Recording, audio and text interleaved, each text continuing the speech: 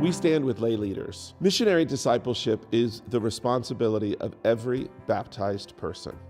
We're all called to be missionary disciples. We're all called to go out to the shadows. We're all called, as Pope Francis says, to go out to the peripheries. Sometimes the peripheries begins right next to us at Mass. Saying a kind word to a stranger, teaching Sunday school, being a parent that understands their role as the first teacher in the ways of faith. These are all ways that we're missionary disciples, and they're all ways that the laity can be involved in spreading the faith in Fairfield County. We hear all the time that people are leaving the church. Young people are leaving the church in droves. Young adults are leaving the church.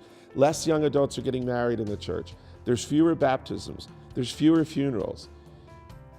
But let's stop for a second and ask ourselves why. That's the role of the Leadership Institute, to get at the root of the question and then to come up with some really creative ways that we might be able to stem that tide.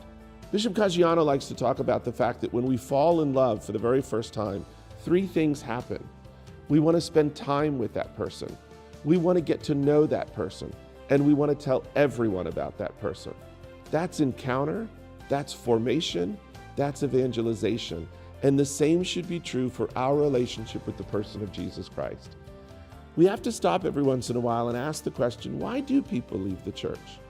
The studies show time after time that the reason young people leave the church is primarily because they don't believe anyone will miss them.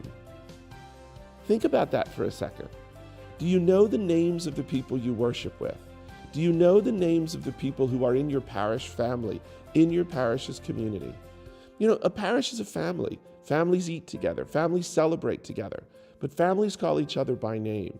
Part of the role of missionary disciples, part of the role of all the laity in Fairfield County is to know each other, to love each other, to worship well together, and to make sure that we are committed in that relationship with each other to knowing more about the person of Jesus Christ and knowing more about our neighbor.